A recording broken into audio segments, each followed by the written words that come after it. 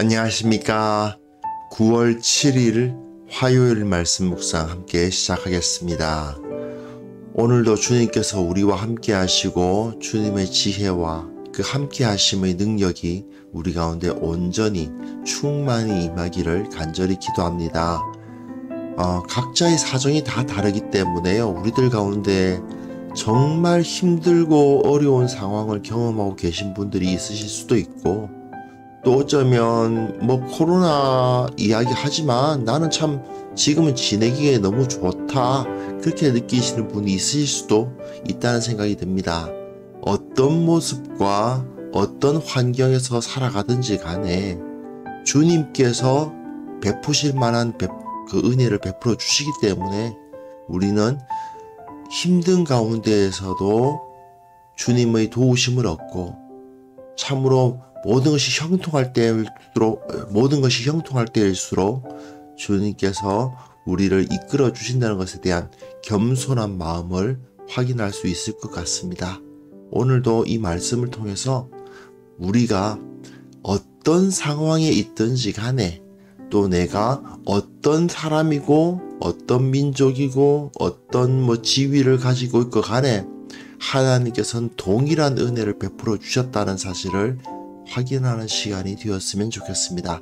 로마서 10장 9절부터 15절까지 말씀 통해서 주님께서 주시는 은혜를 체험하시기 바랍니다. 그러면 말씀을 함께 보겠습니다.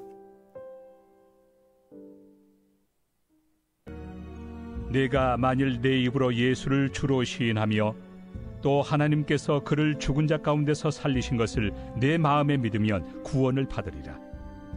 사람이 마음으로 믿어 의에 이르고 입으로 시인하여 구원에 이르느니라. 성경에 이르되 누구든지 그를 믿는 자는 부끄러움을 당하지 아니하리라 하니 유대인이나 헬라인이나 차별이 없습니다. 한 분이신 주께서 모든 사람의 주가 되사 그를 부르는 모든 사람에게 부요하시도다. 누구든지 주의 이름을 부르는 자는 구원을 받으리라. 그런즉 그들이 믿지 아니하는 일을 어찌 부르리요? 듣지도 못한 일을 어찌 믿으리요? 전파하는 자가 없이 어찌 들으리요? 보내심을 받지 아니하였으면 어찌 전파하리요? 기록된 바 아름답도다. 좋은 소식을 전하는 자들의 발이여 함과 같으니라. 네, 지금 이스라엘 민족의 구원에 관련된 유대인이냐 이방인이냐 이 문제에 관련된 본문이 9장부터 11장까지 이어진다는 것 다시 한번 확인해 드리고요.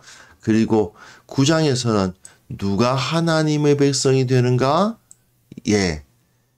믿는 사람, 유대인이 아니고 이스라엘의 혈통을 가진 사람이 아니고 믿음을 가진 사람이 하나님의 백성이 된다라는 것이 선언되고 있고요. 그런데 문제는 그 믿음, 그 예수 그리스도에 대한 믿음을 이스라엘이 거절하였다라는 사실을 다루고 있는데, 이스라엘이 이제 오해하고 있다.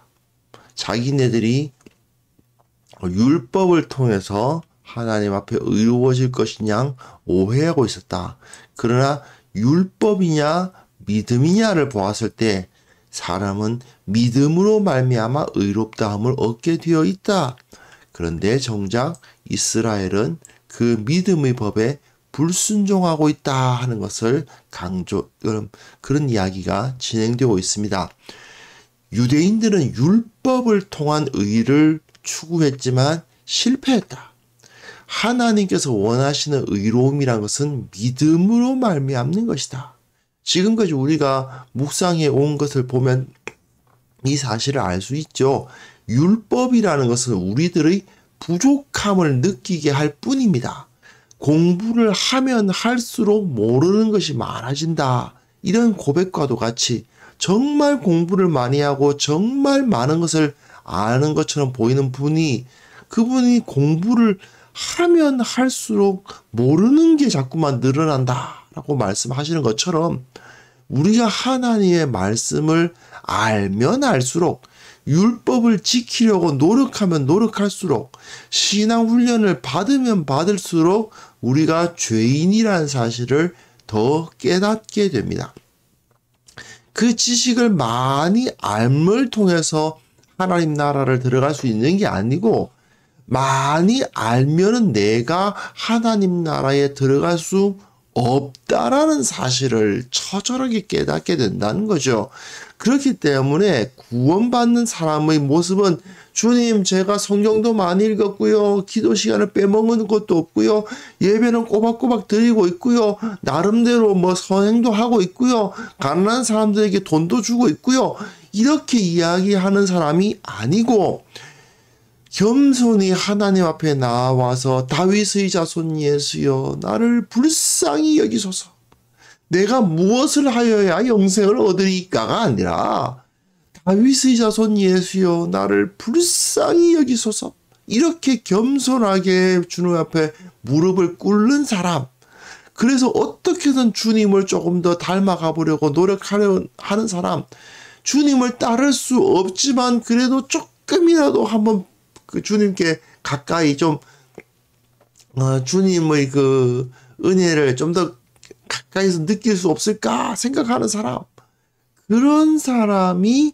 구원을 받는다. 이 사실이 이제 지금까지 로마서에서 선포되고 있는 구원의 진리였죠.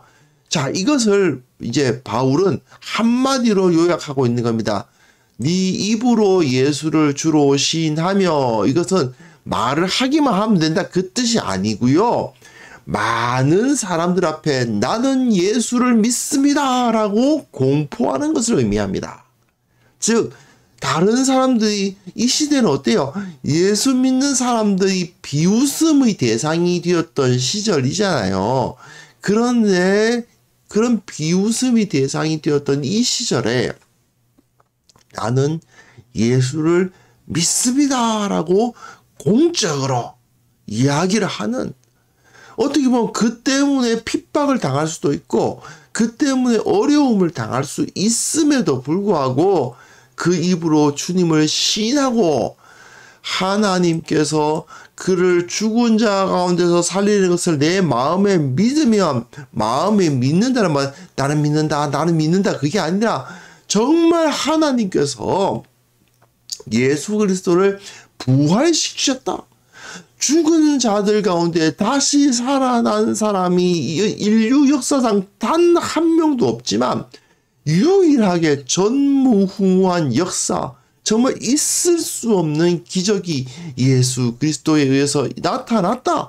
그렇기 때문에 나는 예수님을 믿으면 나도 예수님처럼 다시 살아날 것을 믿기 때문에 세상을 두려워하지 아니하고, 세상에서 나에게 죄 지으라고 유혹하고 죄를 안 지으면 너 죽을 거라고 위협하는 그런 상황에 있다 하더라도 예수님을 믿으면 나는 영원한 생명을 얻고 있으니 두려울 것이 없다. 나는 주님처럼 살다가 주님처럼 죽고 주님처럼 부활할 거야. 이런 마음으로 살아가는 사람들은 구원을 받게 되어 있다 이거죠. 그 사람이 뭐 유대인이어야 된다, 할례를 받아야 된다, 뭐 돼지고기는 먹으면 안 되고 몇 시에는 예배를 드려야 되고 하루에 기도를 몇 번을 드려야 되고, 이런 건 전부 부수적인 거, 우리를 구원해 주는 조건이 아니고 오직 마음으로 믿어 의에 이르고 입으로 시인하여 구원에 이르느니라. 예, 마음, 입 거꾸로 돼 있죠? 마음, 입, 입, 마음, 마음, 입, 이런 식으로 순서를 말하면서 공적으로 다른 사람에게 내 신앙을 고백할 뿐 아니라 내 마음의 진정한 그 신앙을 통해서 구원을 얻는다라는 것을 한마디로, 그러니까 결론이라고 할 수 있죠. 그래서 이 구절 굉장히 유명한 구절 아닙니까? 로마서에서 우리가 어떻게 구원을 받는가를 설명하는, 어떻게 보면 대표적인 결론적인 부분이라고 할 수 있습니다. 그리고 이에 대한 근거 구절, 예, 다시 바울은 언제나 이제 성경, 그 구약 성경을 가지고 근거 구절을 2개씩 대죠. 누구든지 그를 믿는 자는 부끄러움을 당하지 아니하리라. 이사야서입니다. 그것을 믿는 이는 다급하게 되지 아니하리로다. 이렇게 번역되어 있는데요. 부끄러움을 당하지 않는다, 다급하게 되지 않는다. 뭐 거의 비슷한 의미죠.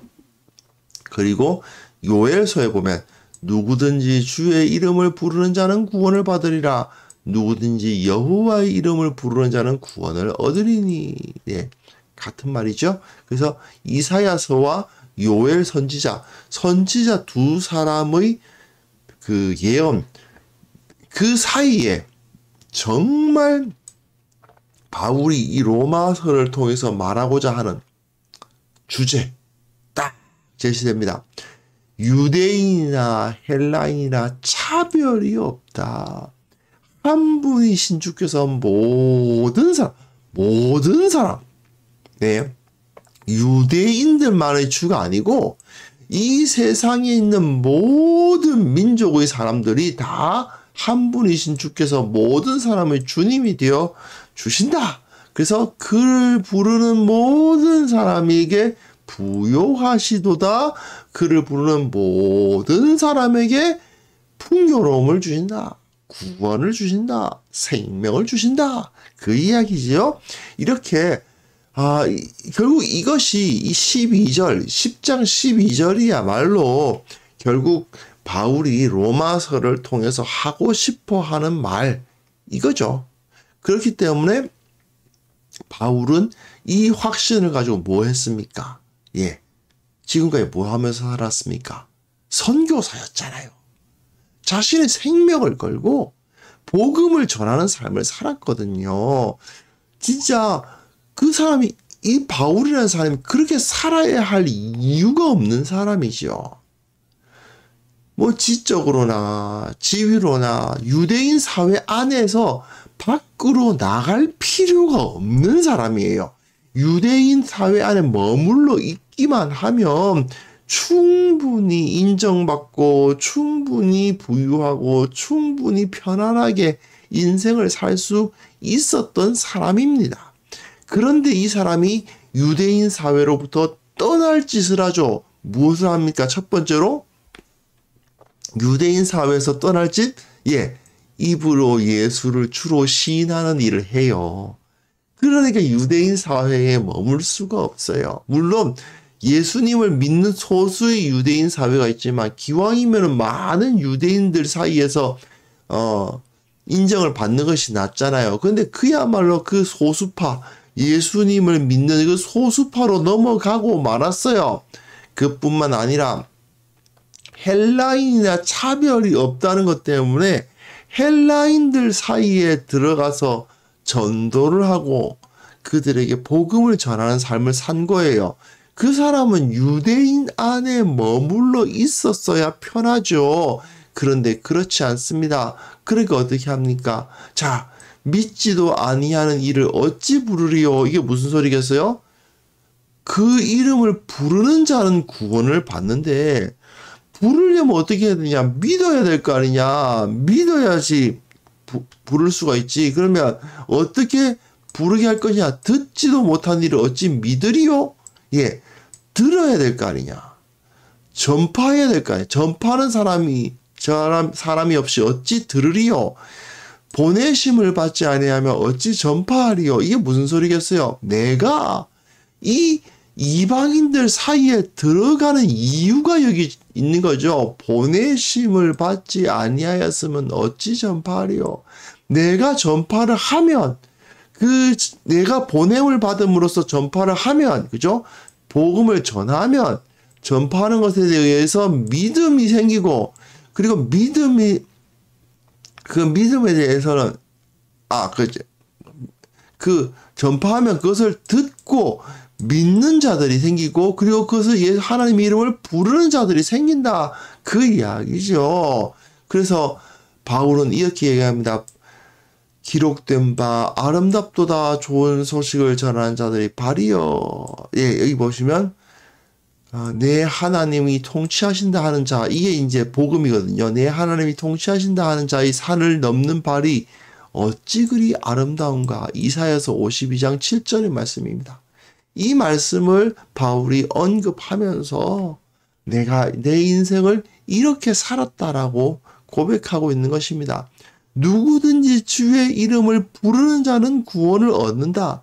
근데 그 구원을 얻으면 믿어야 부를 수 있는 것이고, 믿게 하려면 듣게 해야 될 것이고, 듣게 하려면 전파해야 될 것이고, 전파하려면 보내심을 받아야 된다. 네. 그래서 내가 이렇게 보내심을 받았다. 이렇게 고백하고 있는 것입니다. 바울은 결국은 자신이 이 복음을 어떻게 순종해 왔는가를 확실하게 설명할 수 있는 사람이었습니다. 결국 나의 이 복음과 나의 부르심, 그리고 내가 지금 하고 있는 일에 대한 완전히 통합된 시각을 갖고 있는 거예요. 내가 믿으면 이렇게 믿고 있지만 사실 그렇게 살지는 못하고 이게 아니에요. 나는 이렇게 믿고 있기 때문에 이렇게 산다. 이렇게 말할 수 있었던 사람입니다. 그래서 자기가 살아가는 이유가 무엇입니까? 예수 그리스도의 복음 때문입니다. 그 복음 때문에요. 이 사람은 그렇게 안 살아도 되는 사람인데 죽을 고생을 해요. 고린도와 에베소 같은 데 가서는 장막을 손수 만들어요. 사실 이 사람 유대인 랍비입니다. 그냥 학생들 좀 모아놓고 랍비 가말리엘한테 배웠다라는 자기 학력만 내세워도 사람들은 모이게 되어 있고, 그리고 이 사람 글 쓰는 거 보십시오. 말하는 거 보십시오. 얼마나 말 잘하고 얼마나 논리적으로 잘 가르칩니까? 그거 가지고 율법 교사 노릇 했으면은 편하게 잘 살고요. 아름다운 아내를 맞이해서 가정 꾸리고 아이들 낳고 편안하게 살면 되었던 사람입니다. 그런데 이 사람은 사실은 자기는 뼛속까지 유대인이거든요. 태어날 때부터 완전히 그냥 유대인이에요. 이 뼛속까지 유대인인 사람이 이방인들 사이에 들어가가지고 이 사람이 돼지고기 맛이라도 받겠어요? 천만의 말씀입니다. 이 사람은 태어날 때부터 지금까지 유대인으로서 태어났고 유대인으로서 살았고, 이방의 물론 그 길리기아 다소 출신이기 때문에 그 이방인들의 문화에 대해서 어느 정도 경험은 했겠지만 자기는 철저히 그 신앙, 유대인들의 신앙 지키면서 살았던 사람이라고요. 그런데 고린도, 에베소, 그야말로 그 우상들이 득실득실한 그 도시 들어가가지고 거기서 천막 짜고 그 천막 가지고 팔고, 그죠? 이방인들에게도 팔고 막 장사해가지고 돈 벌어가지고 자기 생계 유지하고 그런 삶을 살았습니다. 무엇 때문에요? 예수 그리스도의 복음 때문에. 전혀 자신이 지금까지 생각해 오지 않았던 그냥 랍비로서, 율법 교사로서 그냥 유대인들 학생들을 가르치고 그 유대인들 학생들이 내는 수업료 받아가지고 살면 됐던 사람입니다. 그런데도 불구하고 그걸 다 버리고 유대인들 사회 내에서 편안하게 살 수 있는 길을 다 버리고 복음을 온전히 이해하고 있었기 때문에 성전에서 제사하고 할례 받고 그냥 코시 음식이라 그러죠. 그 유대인들이 먹어야 되는 그 음식만 먹으면 구원받는 것이 아니라는 사실, 예수 그리스도를 믿고 그분처럼 살겠다고 결단해야 하나님께서 주시는 그 은혜, 그 구원의 은혜를 얻게 된다는 사실을 알았기 때문에, 그리고 그 복음을 전해야 되었기 때문에 그는 자기 삶을 던졌던 것입니다. 이게 바로 신앙인의 모습인 거죠. 바울의 삶은 그 자체로 예수님의 뒤를 따르는 삶이었습니다. 그렇기 때문에 사도행전 우리가 묵상했었습니다만은 사도행전 보면 어때요? 바울은 완전히 그냥 그 모습 자체가 예수님을 똑 닮은 사람이죠. 저거 예수님께서 하시던 일인데 저 사람이 하네. 저거 예수님께서 하실 만한 말씀인데 저 사람이 말하네. 이런 느낌이 드는 것입니다. 그런데 이것이 바로 바울에게만 그런 삶이 요구되었던 것이 아니고 모든 그리스도인들이 마땅히 꿈꾸어야 할 것이 바로 이런 삶인 것입니다. 예수님처럼 살다가 예수님처럼 죽겠다. 그렇게 했을 때 내가 예수님처럼 다시 부활할 것이다. 내가 더 이상 사는 것이 아니라 오직 내 안에 그리스도께서 사시는 것이다. 이렇게 고백을 하면서 내 삶의 중심이 복음이다. 내가 지금 이런 직업을 가지고 이런 일을 하고 있고 이런저런 일을 하고 있지만 내가 예수님의 복음을 전하는 삶을 살고 있다.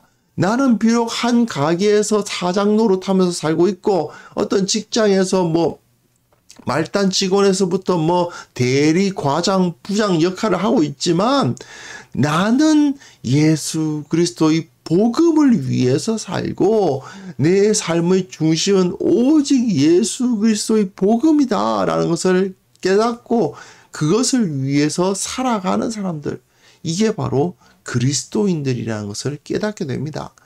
그러다 보니까 어떨 때는 그것이 힘들 수도 있어요. 그죠? 나름대로 힘들고 어렵고 정말 숨이 턱에 차는 그러한 상황에 처할 수도 있고 또 어떨 때는 일이 너무 잘 풀리고 수입도 많고 편안하고 즐겁고 그런 일을 경험할 수도 있죠. 내가 풍요에 처하나 빈부한 데 처하나 비난한 데 처하나 가난한 상황에 있든 부유한 상황에 있든 높은 상황에 있든 낮은 상황에 있든지 간에 하나님께서는 차별 없이 구원을 베풀어 주실 것이므로 예수 그리스도처럼 살기를 결단하는 자에게는 아무런 차별이나 조건이 없이 구원이 임하는 것이므로 나는 오직 예수 그리스도, 내가 가난하든 부유하든 소위 말해서 잘 나가든 힘들든 나는 오직 예수 그리스도의 삶을 따라서 살아가리라. 주님처럼 살아가면서 또한 주님처럼 죽으리라. 이런 마음을 품었을 때 우리는 진정 가치 있는 삶을 살 수 있는 것입니다. 오늘 이 시간 온전한 마음과 실천으로 이러한 결단을 하는 시간이 되었으면 좋겠습니다. 내 모든 삶이 예수 그리스도 주님의 복음으로 설명되는 삶이 되게 하여 주옵소서. 함께 기도하겠습니다.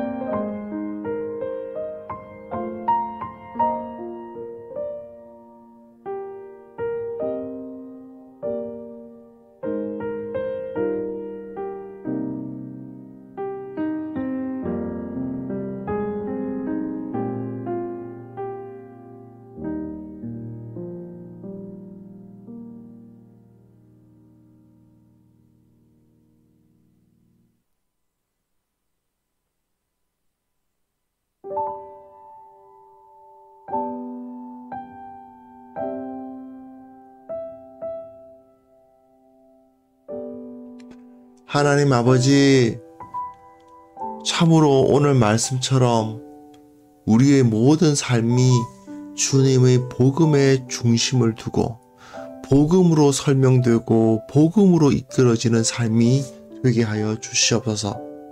참으로 내가 어떤 일을 하고 있든지 간에 내가 직장을 다니던 사업체를 운영하던 전업주부로 살아가던 어떤 상황에서 어떤 모습으로 살아가든지 간에 오직 예수 그리스도 우리 주님만이 우리 삶의 이유가 되게 하여 주시옵소서.